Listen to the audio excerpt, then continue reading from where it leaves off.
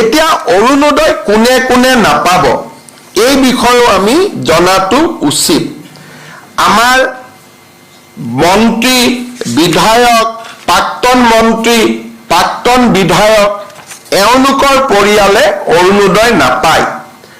পঞ্চায়তী ৰাজৰ বৰ্তমানৰ সদস্য বা কোনোবাই যদি মেম্বাৰ অহা ইলেকশ্যনত জিকে বা প্ৰেচিডেণ্ট ছেক্ৰেটাৰী জিকে তেওঁলোকে নিজৰ নাম অৰুণোদয়ৰ পৰা বাদ দিব লাগিব। আজিৰ দিনত পঞ্চায়ত নাই, সকলোৱে ল'ব পাৰিব, কিন্তু যদি তেওঁলোকে ভৱিষ্যতে পঞ্চায়তত মেম্বাৰ, সদস্য, প্ৰেচিডেণ্ট হয়, অৰুণোদয় আজি ল'লেও তেতিয়া তেওঁলোকে অৰুণোদয়টোৰ পৰা নিজৰ নাম গুচাব লাগিব। যিসকলে মেম্বাৰ, প্ৰেচিডেণ্ট হ'ম বুলি ভাবি থৈছে তেওঁলোকে এই পইণ্টটো মনত ৰাখিব।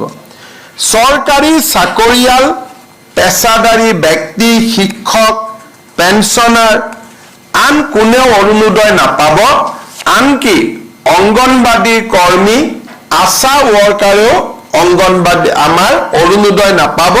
তেওঁলোকৰ কাৰণে আমি বেলেগকৈ চিন্তা চৰ্চা কৰি আছো, কিন্তু অৰুণোদয় আঁচনিত চৰকাৰৰ পৰা উপাৰ্জন কৰা ব্যক্তিয়ে লাগিলে এটকা উপাৰ্জন কৰক, লাগিলে 1 লাখ টকা উপাৰ্জন কৰক, তেওঁলোকে অৰুণোদয় নাপাব।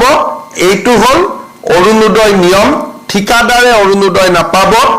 আৰু অৰুণোদয় আমাৰ যাৰ ঘৰত 4 চকীয়া বাহন আছে, 15 বিঘাতকৈ বেছি মাটি আছে, এই ধৰণৰ কেইবাটাও নিয়ম কৰা আছে, যোনে অৰুণোদয় আঁচনি নাপাব। অৰ্থাৎ আমাৰ লক্ষ্য হ'ল যাতে গাঁৱৰ আৰু চহৰৰ আটাইতকৈ দুখীয়া দৰিদ্ৰ মানুহখিনিহে, পৰিয়ালখিনিহে অৰুণোদয় আঁচনি পাব পাৰে। শ্ৰদ্ধাৰ উপস্থিত ভদ্ৰমণ্ডলী, এই অৰুণোদয় আঁচনিখন ৰূপায়ণৰ বাবে আমি নিৰ্দিষ্ট দিনো আমি ঠিক কৰি দিছো। আমি ভাবো যে অৰুণোদয় পুৰণা বেনিফিট